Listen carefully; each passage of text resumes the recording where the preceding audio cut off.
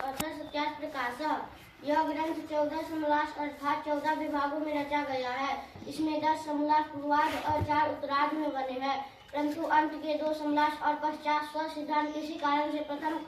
नहीं छप सके थे, अब वे भी छपवा दिए हैं। प्रथम समलास में ईश्वर के ओंकारादि नामों की व्याख्या, द्वितीय समलास में संतानों की शिक्षा, तृतीय समलास में ब्रह्मचर्य पठन पाठन व्यवस्था, सत्यासत्य ग्रंथों के नाम और पढ़ने पढ़ाने की रीति, चतुर्थ समलास में विवाह और गृहस्थाश्रम का विवाह, पंचम समलास में वानप्रस्थ और संन्यास आश्रम की विधि, छठे समलास में राज धर्म, सप्तम समलास में वेदेश्वर विषय, अष्टम समलास में जगत की उत्पत्ति स्थिति और प्रलय, नवम समलास में विद्या विद्याबंध और मोक्ष की व्याख्या, 10वें समलास में आचार अनाचार और भक्ष्याभक्ष विषय, एकादश समलास में आर्यावर्तीय मत मतांतर का खंडन मंडन विषय, द्वादश समलास में चार्वाक बौद्ध और जैन मत का विषय, त्रयोदश समलास में ईसाई मत का विषय, 14वें समलास में मुसलमानों की मत का विषय और 14वें समलासों के अंत में आर्यों के सनातन वेद बीत मत की विशिष्ट व्याख्या लिखी है,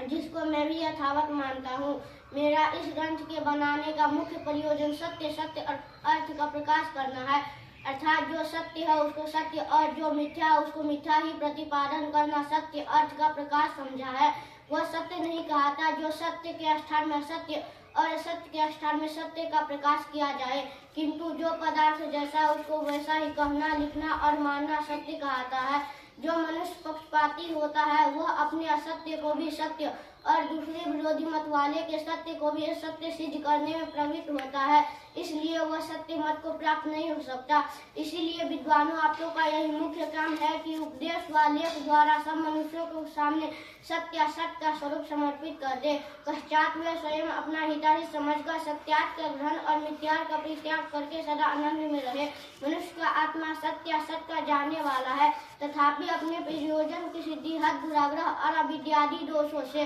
सत्य को स्वर असत्य में डूब जाता है, परंतु इस ग्रंथ में जो कहीं ऐसी बात नहीं रखी है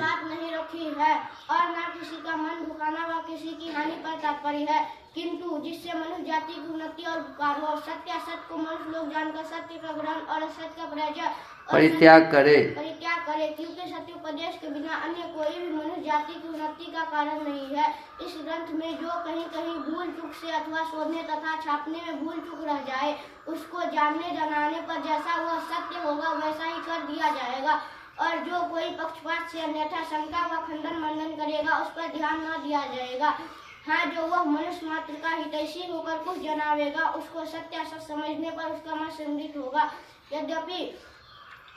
आजकल बहुत से विद्वान प्रत्येक मतों में है, वे पक्षपात छोड़ सर्वोत्तम सिद्धांत अर्थात जो बातें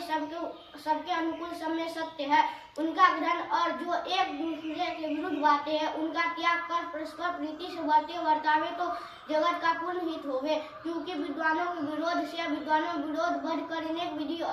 दुख की वृद्धि और सुख की हानि होती है। इस हानि ने जो कि स्वार्थी मनुष्यों की है सब मनुष्यों को दुख सागर में डुबा दिया है। इनमें से जो कोई सर्वहित लक्ष्य में दृढ़ प्रवृत्त होता है उससे स्वार्थी लोग विरोध करने में तत्पर